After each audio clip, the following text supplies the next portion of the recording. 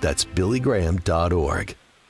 People who are saying you didn't fact check the Democrats, they are not lying the way Trump does. A lot of what you just heard from the President of the United States is wrong, misleading, or outright lies.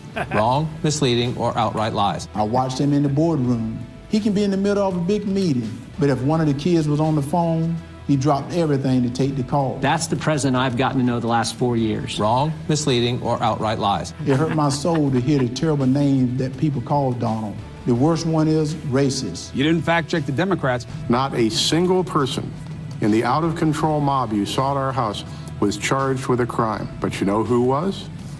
We were. They've actually charged us with felonies for daring to defend our home. Freedom prospers when religion is vibrant and the rule of law under God is acknowledged. An informed patriot is what we want. Welcome to American Family Radio's Focal Point, the home of muscular Christianity on conservative talk radio. Muscular Christianity. Where we relentlessly explore the intersection of truth and politics. The trouble with our liberal friends is not that they're ignorant. It's just that they know so much that isn't so. Now, here's your host, Brian Fisher.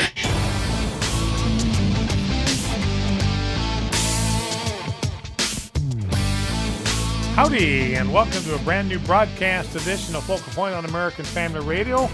I am your host, Brian Fisher, congenial, convivial, amiable, and effervescent. As always. Jeff Reed in the house, giving Rob Gardner the week off, time off for good behavior. In Rob's case, he'll be back in the saddle on Monday. Good to have you in the conversation today. A couple of quick things before we jump into content. Just want to mention that you can get podcasts of Focal Point every day at afr.net. Never need to miss a broadcast. If you want to share with a friend or a family member a broadcast because you think it might be helpful to them, maybe you want to give other people a sample of what Focal Point sounds like, here's the opportunity to do that. Go to afr.net, click on the podcast button. You can find the Focal Point logo, and there you go. You can also live stream the program, don't forget, every day on our Focal Point Facebook page. We've got a lot of people doing it right now. Got a little community that live streams the program together, and then they interact as the program unfolds. You can also live stream the program on our YouTube channel.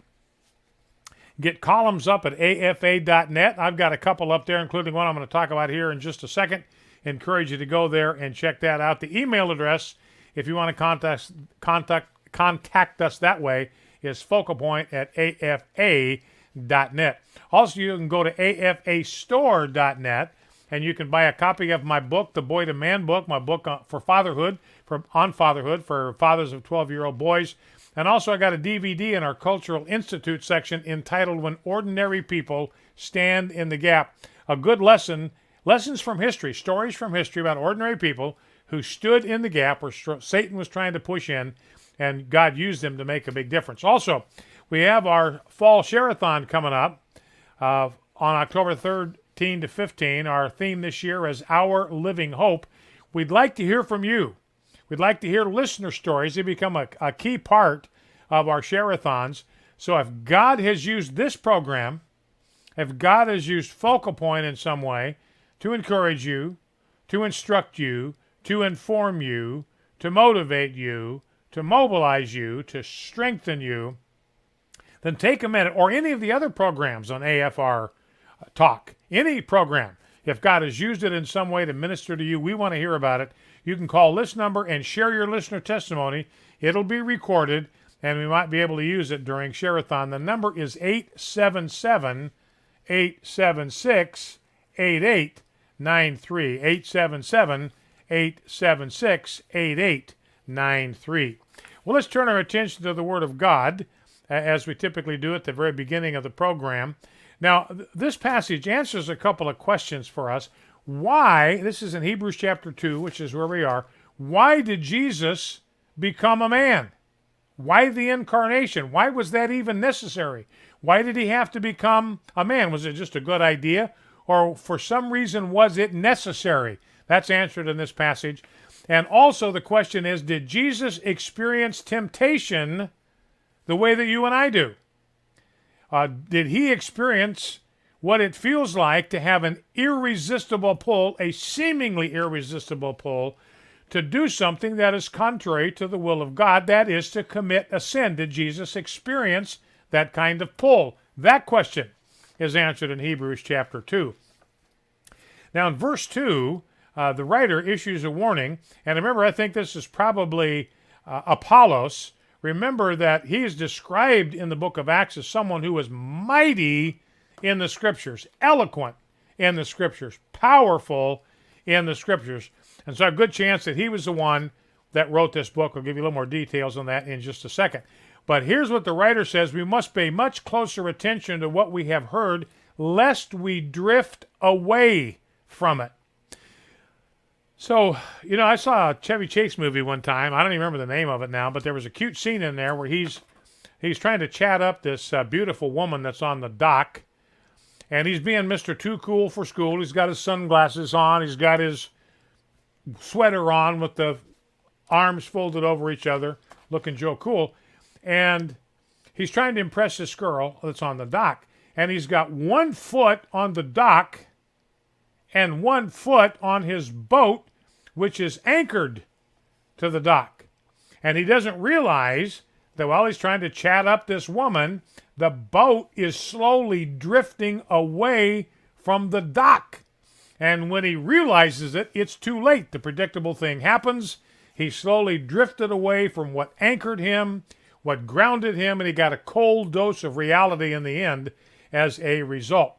One of my mentors used to say that a flat tire in the Christian life is usually the product of a slow leak, not a blowout. So let's make sure we don't slowly leak when it comes to our spiritual life. And the point of the writer here is this can happen to anyone. This can even happen to Christians. So don't let this happen to you. My word to myself was, don't let this happen to you, Brian, and don't let this happen to you in the listening audience. We must pay closer attention to what we have heard, lest we drift away from it. Now, the Old Testament came through angels, and the writer reminds his Christian brothers here that every transgression, every act of disobedience, every act of departure from the covenant produced death. Something bad happened. So his point here is if we ignore a revelation that didn't come from angels but came from the creator of the universe, and we ignore that revelation, then there will be consequences for that. We need to really be intent on not losing our focus. Here's that note on authorship I was telling you about. Verse 3, the writer says, this gospel was at first declared by the Lord, and then it was attested to us by those who heard. So this makes it clear that the author was not an apostle. He just heard from the apostles, and the message he heard from them was attested by those who heard it, and it was attested by signs and wonders and miraculous things that God did to verify the truth of the gospel. But he himself did not witness the life of Christ. So he was not an apostle, because you can only become an apostle if you were an eyewitness of the life of Christ from his baptism all the way through to his resurrection. It says, I didn't see any of that. The writer says, I didn't see any of that, but I've listened to the people who did. I've listened to the eyewitnesses, the ones who knew him, who spent time with him, who saw everything he did, who heard everything he taught, and that is good enough for me. And it says, God confirmed their message to me and to others around me through signs and wonders, a whole bunch of miracles, and through gifts of the Holy Spirit. Now, the writer of Hebrews goes on to say that Christ is destined to be the ruler of all things. Everything is going to be subject to him one day, but he says in verse 8, at present, we do not yet see everything in subjection to him. That's why today the world is not being run right, because not everything is in subjection to Christ. Satan is still the prince, the god of this world. He's got home field advantage, remember. John says the whole world lies in the lap of the evil one.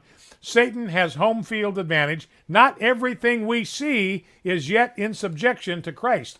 And so that's what this present age is. This present age is the age in which we are to take the kingdoms of this age through spiritual warfare, take them from the grip of Satan, and return them to their rightful owner, Jesus Christ. Now, the writer of Hebrews points out that Jesus, during his incarnation, was a little lower than the angels? This is an important question if you were a Jewish Christian, because they knew from the Old Testament that angels are a higher order of being than man. Yet here you're telling me that Jesus walked the earth as a man? How can that be? Why is that? Why did Jesus become incarnate in human flesh, take up residence in human flesh, and occupy a position that was lower than the position of the angels that he had created? Well, he answers that. Writer of Hebrews says, he became incarnate in human flesh for one reason, and one reason only, so that he could die. Angels are spirit beings. They can be confined. They can be changed. They can't die. So if Christ was going to die in our place, as he needed to, as a substitutionary sacrifice, he had to die.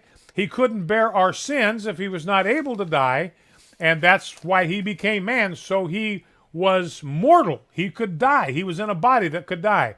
He says this in verse 9, we see him who for a little while during the time of his incarnation was made lower than the angels, namely Jesus, crowned with glory and honor because of the suffering of death, so that by the grace of God he might taste death for everyone. He became incarnate so that he could die. Since therefore the children share in flesh and blood, he himself likewise partook of the same, that through death he might destroy the one who has the power of death, that is the devil, and deliver all those who through fear of death were subject to lifelong slavery. It says in verse 17, he had to be made like his brothers in every respect, so that he might become a merciful and faithful high priest in the service of God. For because he himself has suffered when tempted, he is able to help those who are being tempted. So the writer of Hebrews says clearly he was tempted. He knew what it was like to have everything in him. Listen to me carefully now. Jesus in the flesh knew what it was like to have everything in him pulling him and pushing him to commit a sin, to do something that he knew was contrary to the will of God. Jesus knows all about that. Some people think that Jesus couldn't be tempted because he was God incarnate. The Bible says something different. Because he was man, fully God and fully man, he could be tempted. That's what the garden was all about. Remember what Jesus prayed in the garden 3 times. If it be possible, let this cup pass from me. Nevertheless, not my will. Now don't miss that, because Jesus is admitting that his will, his desire, was to avoid the pain and eternal agony of the cross. Now he knew that it was the will of his Father to go to the cross, but that's not what he wanted to do. It was the last thing on earth he wanted to do. Got so intense his battle against this temptation, it got so bad that he even sweat drops of blood. That's a medical condition called hematidrosis. It's very rare, and it only happens when drops of blood are actually forced through the pores of your skin. It only is caused by almost unimaginable stress. So everything in him wanted to do something that was contrary to the will of God. That is the definition of temptation. He was tempted in all things as we are, yet was without sin. He resisted until the battle was won and Satan left him. He can come to our aid when we are in the same place. Let's go to prayer. Lord Jesus, I pray that all of us, every man, woman, and child, listen to me right now, every man, woman, and child in this country, including our elected officials at the local level, the state level, and the federal level, I pray that all of us will grow in our understanding of who you are.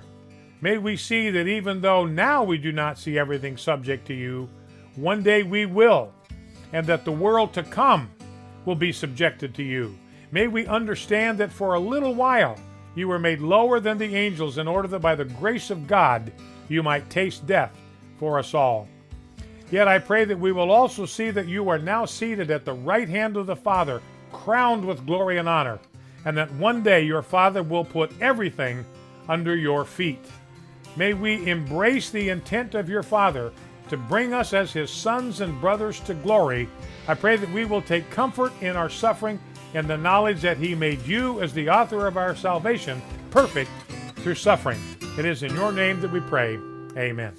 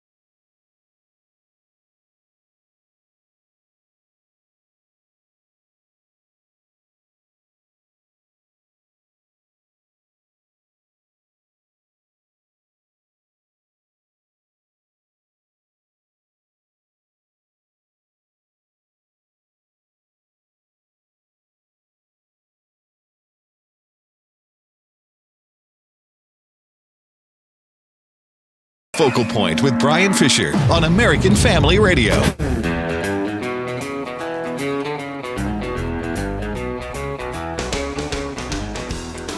Howdy, and welcome back to Focal Point on American Family Radio. Focal Point, the home of muscular Christianity on Conservative Talk Radio. And boy, if there was ever a time we needed muscular Christianity, it's right now in the run-up to the election that is going to determine the direction of this country. You know, plenty of people have been saying, Thomas Sowell said, if conservatives lose this election, it will be the point of no return. In other words, we will never be able to get back to where we are today if we lose this election. So grim words, we need some muscular Christianity. On the religious liberty front, just to start there very quickly, Rob McCoy is a pastor. We played sound bites from him before. He's the pastor of Godspeak Calvary Chapel in California, and he's one that's refusing to knuckle under to the tyrant governor, Gavin Newsom, refusing to knuckle under, continuing to meet with his people and lead them in worship. Now, Ventura, I talked yesterday about Che Ahn, another pastor, California, where a judge has levied fines against him. Ventura County Superior Court Judge Vincent O'Neill issued a ruling against Rob McCoy's church, issuing a fine of $3,000, and that includes $500 for every violation. So every day they continue to defy the governor's edict. That's going to be a $500 fine, $7,500 a week, and there you have, well, what is that? $3,500 week. There you have it. And McCoy, to his credit, is not going to bend. You probably heard that Jerry Falwell Jr. Resigned yesterday from his position as the president of Liberty University. The reality is, ladies and gentlemen, he had no choice. He had to go because he was not biblically or morally qualified to lead a Christian university because of the behavior, his sexual behavior, and the sexual behavior of members of his family. His wife had an affair with the pool boy, and apparently he did nothing to put a stop to that, so he had to go. Now let's turn our attention to the news of the day. Let's begin with what's going on in the DNC, the RNC, and the DNC. By the way, news came out today that the most noted white nationalist in America, his name is Richard Spencer. He's a white supremacist. He came out today and endorsed Joe Biden. So Joe Biden is now the candidate of choice for white supremacists everywhere in the country. Now, the first night of the RNC got nearly 6 times more views on C-SPAN than the DNC did on their first week. So people want to tune in and see what's going on at the RNC. They could have cared less about what was happening at the DNC. Democrats have more problems. 25% of their delegates voted against the Biden-Sanders platform. 25% said we can't endorse the Biden-Sanders platform. The Republican National Committee, by the way, this is really good news. They officially repudiated the Southern Poverty Law Center. Now, this is a website that claims to be tracking all of the hate groups in America. Well, they ran out of white supremacist hate groups because they hardly exist. Most of them were just a post office box, and that was it. So they started going after Christians, after conservative Christians, for being haters and being homophobes and being Islamophobes. And this is just a matter of a historical footnote. I was the first one they put in their crosshairs. The SPLC went after me first, and then they went after the American Family Association. We were like the first group on their hate group list, and then the FRC was added shortly after that. And as you remember, Floyd Corkins in 2012, he took the hate group map that Southern Poverty Law Center published, used that as a guide to get to FRC. In other words, if he'd been living in the South, he would have come to AFA. Instead, he went to FRC, tried to shoot up the place, but was stopped by the bravery of an unarmed guard at the front desk. Another piece of news in the 2020 election, Trump leads Biden by 10 points among independents. This is according to a poll done by CBS. All right, Jeff, you've been paying attention to these conventions. Anything that we ought to know? Well, you took my one story about the working out to almost 6 times the amount of people watched the opening day of the RNC as compared to the opening day of the DNC. That was quite a surprise. I didn't know that it would be quite that different.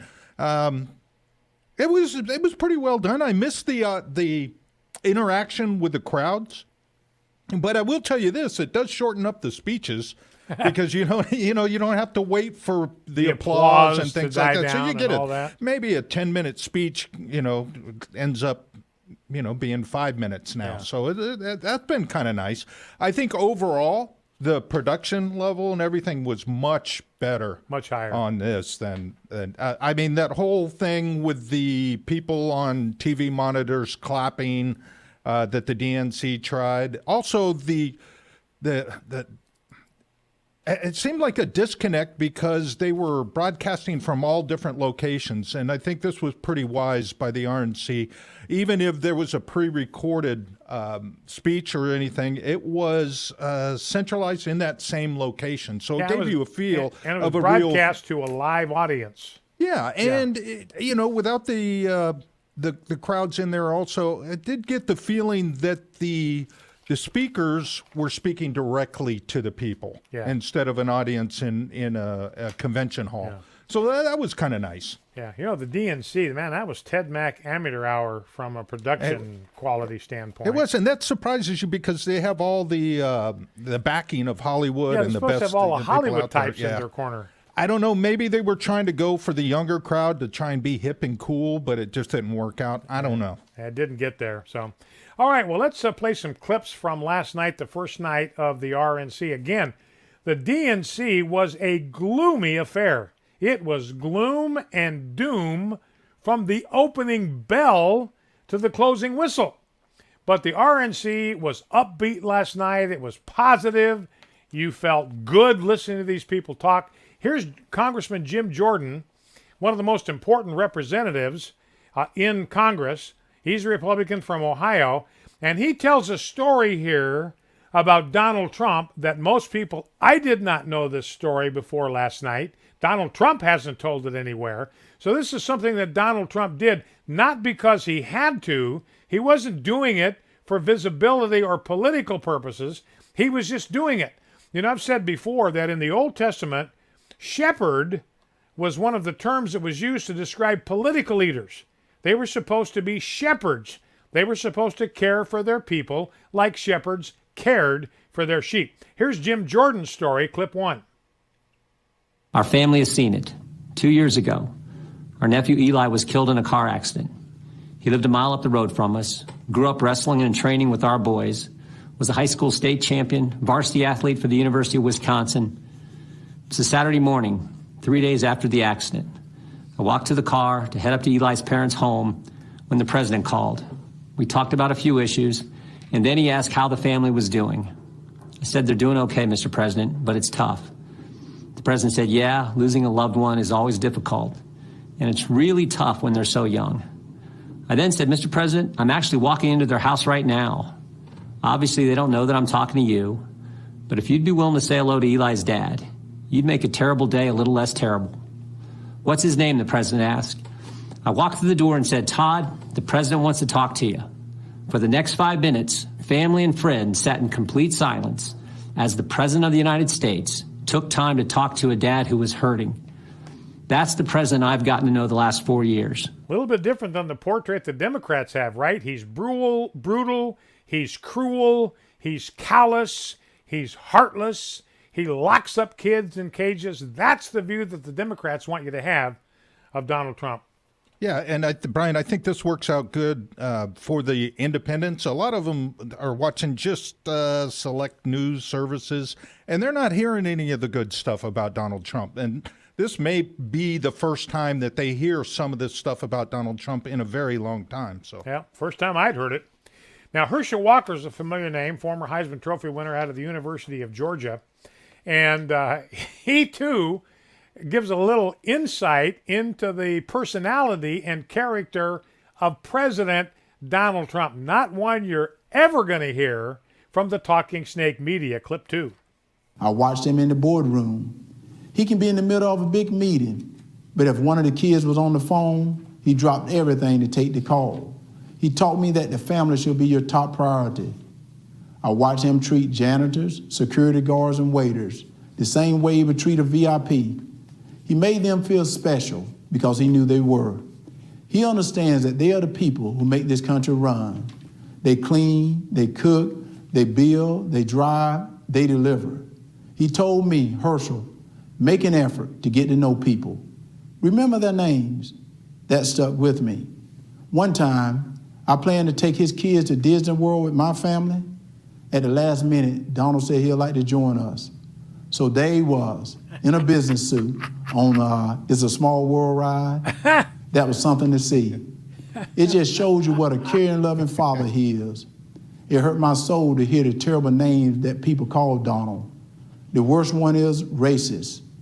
I take it as a personal insult that people would think I've had a 37-year friendship with a racist. People who think that don't know what they're talking about. Growing up in the Deep South, I've seen racism up close. I know what it is, and it isn't Donald Trump. So Herschel Walker says, look, I grew up in the Deep South. I've been around racism all by growing up. I can recognize a racist when I see one. I know what it looks like. I know what it feels like. I know what it sounds like, and that is not Donald Trump. Again, The DNC wants to paint him as a white supremacist, a white nationalist, a rabid racist. From the beginning, Herschel Walker says absolutely, flatly not true. Now, it's interesting, going back in time, a little flashback here. Here's Andrew Cuomo. This is before the DNC. This is before the presidential campaign heated up. This goes back early in the days of the COVID crisis, the COVID-19 crisis. Here's Andrew Cuomo, Governor Cuomo of New York. Here is his take on Donald Trump at the time. Clip 3. I think the president was 100% sincere in saying that he wanted to work together in partnership, in a spirit of cooperation. I can tell you the actions he has taken evidence that. His team has been on it. I know a team when they're on it, and I know a team when they're not on it. His team is on it. They've been responsive late at night, early in the morning, and they've thus far been doing everything that they can do, and I want to say thank you, and I want to say that I appreciate it, and they will have nothing but cooperation and partnership from the state of New York. And we're not Democrats and we're not Republicans. We are Americans at the end of the day. That's who we are. Okay, so Andrew Cuomo with nothing but high praise for President Trump for putting his administration to work on the behalf of a Democrat state and a Democrat governor. Again, that's not the picture that you are going to get from the Talking Snake media or from Democrats in general. Now, you go to the other end of the country, the other side of the country, Gavin Newsom, the tyrant governor of California that wants to lock up. I'm serious about this. He wants to lock up every single Bible-believing Christian in the state of California. He made that very clear. And here is the tyrant governor Gavin Newsom back in the middle of the coronavirus crisis, also talking about President Trump. Yeah, we had a private conversation, but he said we're going to do the right thing, and you have my support, all of our support, logistically and otherwise. So before he made those statements publicly, I had a private conversation with him around 4:30 West Coast time, and he said everything that I could have hoped for, and we had a very long conversation, and every single thing he said, they followed through on. So I'm just not interested in finding daylight on those statements, because every single thing his administration, and it starts at the top, including the vice president, has been consistent. Okay, so right to the top, that's the tyrant governor of California, card-carrying Democrat. Trump has been a great president. He's been responsive to all of our requests. He truly is the president of and for all Americans. Again, you're not going to hear that from the Talking Snake media. There was a Cuban-born businessman last night that was warning people that when he listens to Joe Biden, he hears Fidel Castro. I hear echoes of Fidel Castro's empty promises. He says, I've seen people like this before. I have seen movements like this before. I've seen ideas like this before. And I am here to tell you, we cannot let them take over our country. I heard the promises of Fidel Castro sound just like the promises of Joe Biden, and I can never forget all those who grew up around me, who looked like me, who suffered and starved and died because they believed those empty promises. So I'm saying, don't fall for it, ladies and gentlemen. You know, we need America. The world needs America. The reason that the world needs America is there's no other place to go. Where does the world go when they're oppressed and suppressed and persecuted? Where do they go? Where do they want to go? They want to come to the beacon of hope, the beacon of liberty, the beacon of freedom for the whole world, the United States of America. You know, somebody put it to me one time, if America goes, there's no place left to sail to. This is the one refuge for the world. If this place goes, there is literally no place on earth left for people to sail to. No other place for the poor, huddled masses to go to find relief and to find liberty. So I say we listen to the guy that's heard Joe Biden has heard Fidel Castro and says, Joe Biden, to me, sounds just like Fidel Castro. Progressive groups, regressives I call them, they want the networks to tape delay the GOP speeches so they can get their fact-checking in order. Be right back.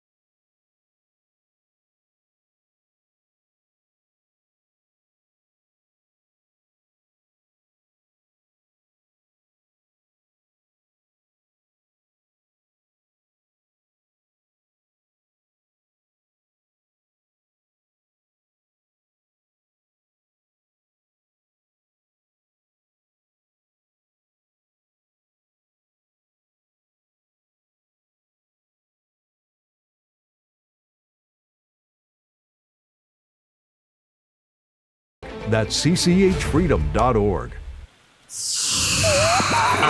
American Family Radio. You're listening to Focal Point with Brian Fisher. Brian Fisher.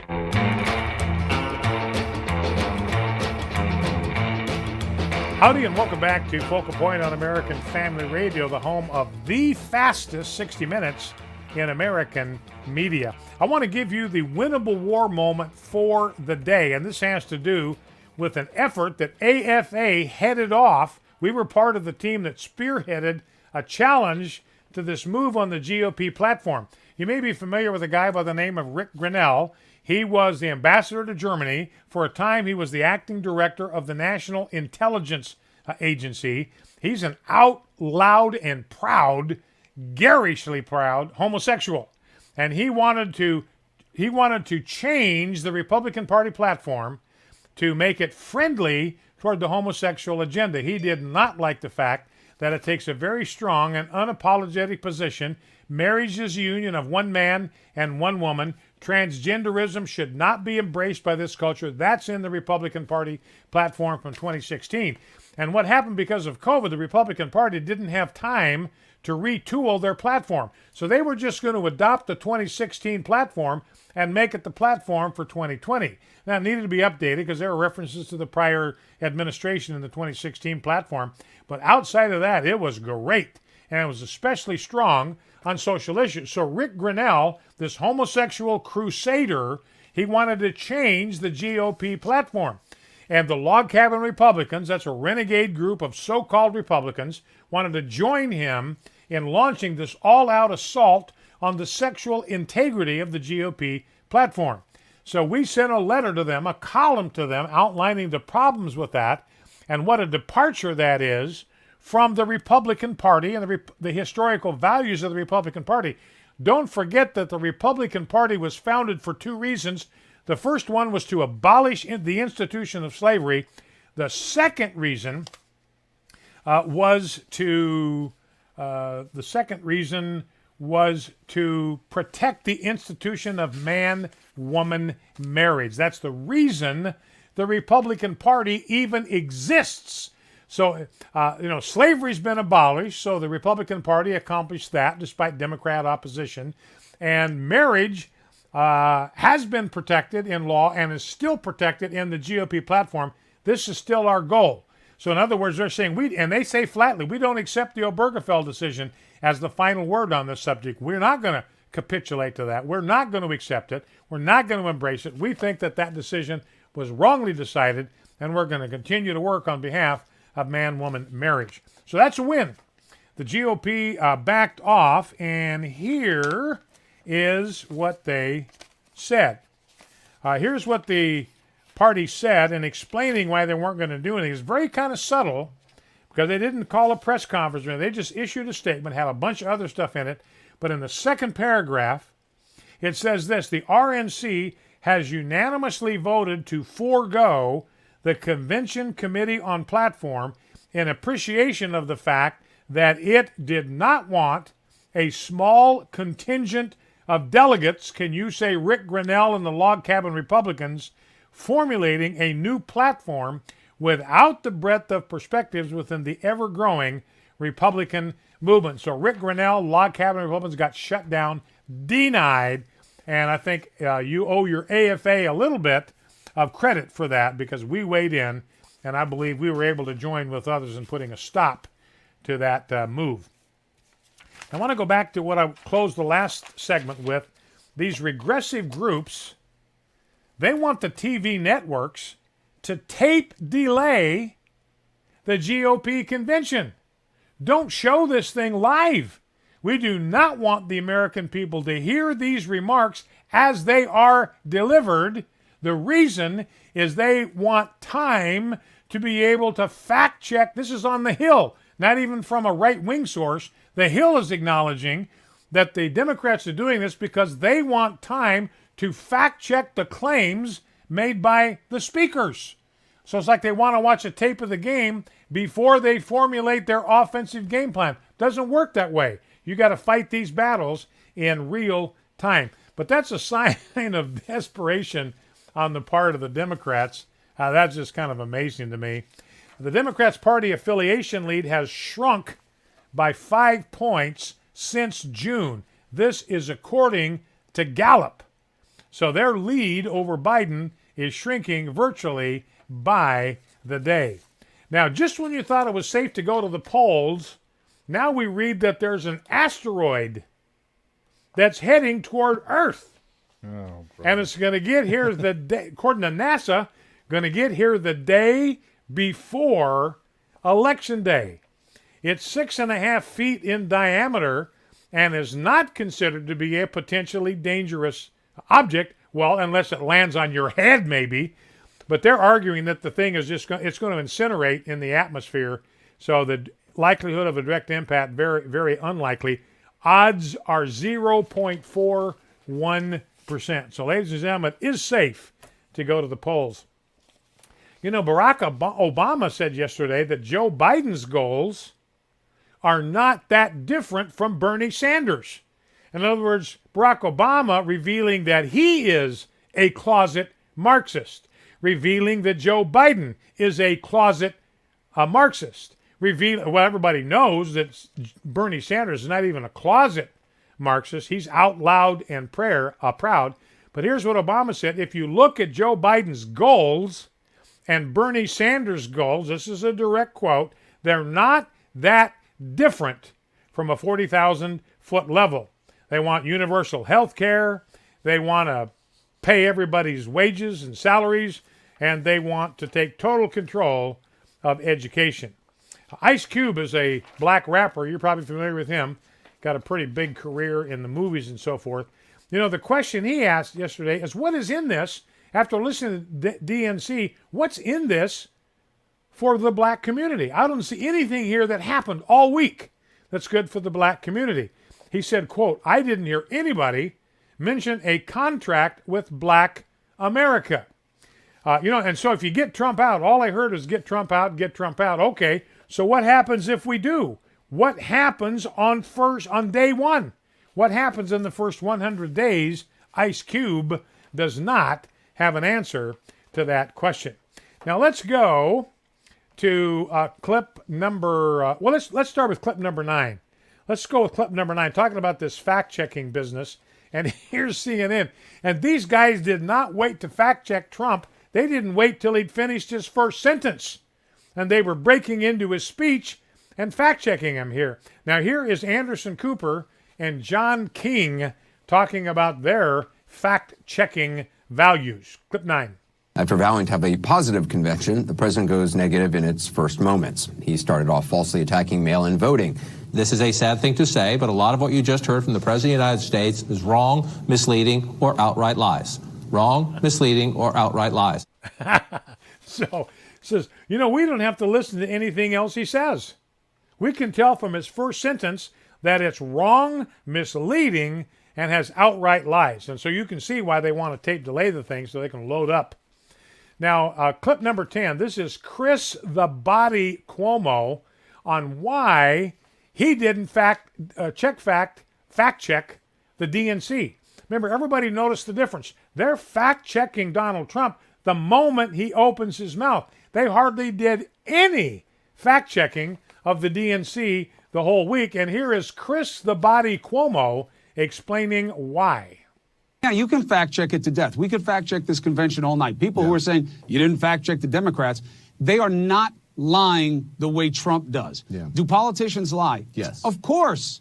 Do both parties engage in it? Yes, I'll give you the full guilfoyle. Yeah. But not like Donald Trump. Yeah. Nobody lies the way this man does. Okay, so we don't need to fact-check the DNC because, they might tell a little fib every once in a while, but they don't lie. Certainly not like Donald Trump. So we don't need to fact-check the DNC. They're straight shooters. They're going to tell you the truth, but we got to fact-check every word that comes out of the mouth of Donald Trump.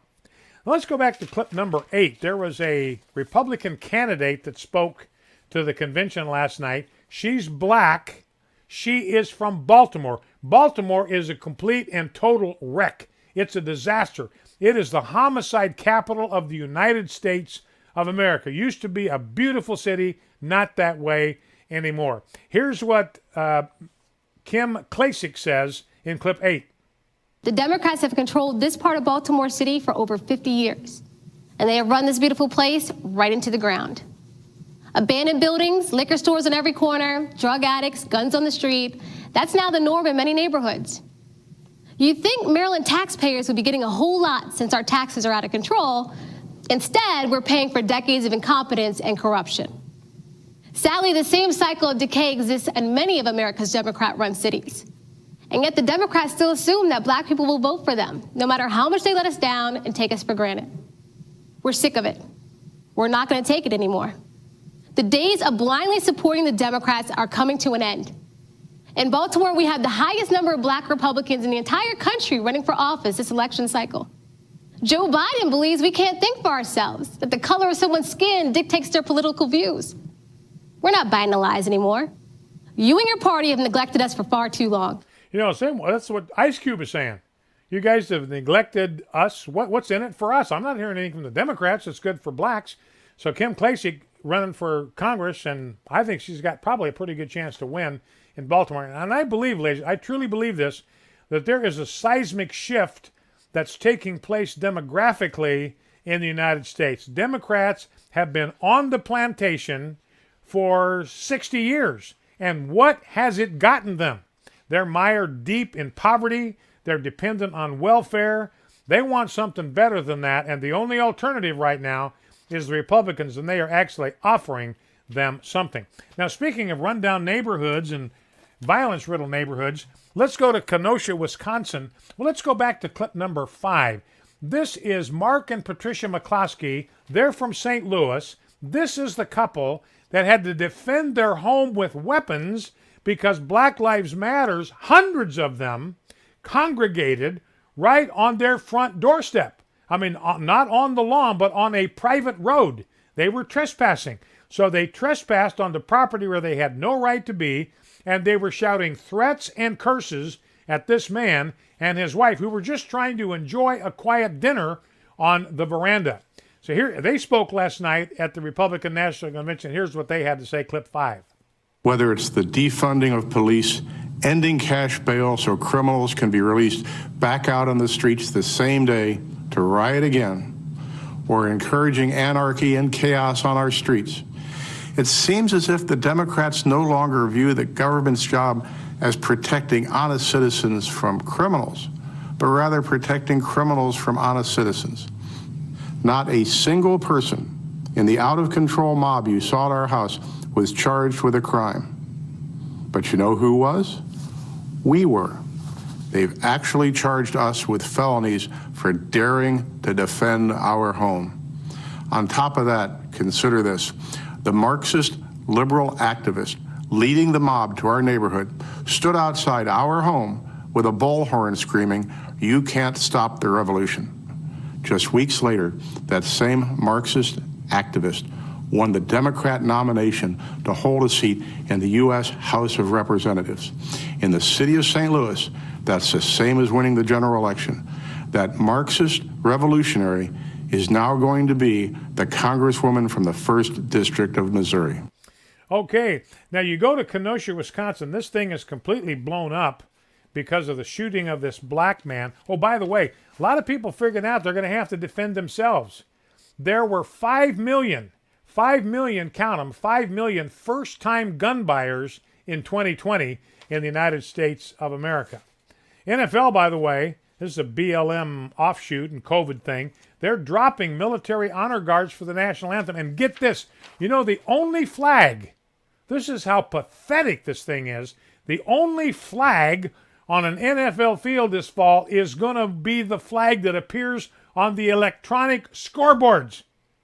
There apparently is going to be no physical American flag flying in an NFL football stadium. And I tell you, ladies and gentlemen, you may think that's just it's just hokey or something, but when everybody in a stadium, when they celebrate the same flag, they stand for that flag, they all sing the same national anthem, that is something that unifies us despite what other differences that we may have. That is not an incidental thing that the NFL is banning military honor guards and banning the flag from NFL stadiums. Now let's very quickly, let's grab clip number 6. We got just enough time to play this. This is a citizen video from Kenosha, Wisconsin, as writers move into a neighborhood, and you'll hear a homeowner firing shots into the air, warning shots, moving into residential neighborhoods. Let's listen, clip 6. Y'all get back to the cars. Okay, you move. Y'all get in the cars. Hey, go. Go, Shandy, go. Go. Go that way, Shandy. He over here with the gun.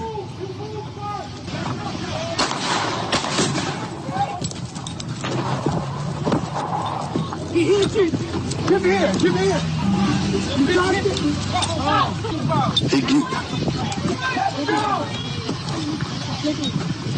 Get in the cars.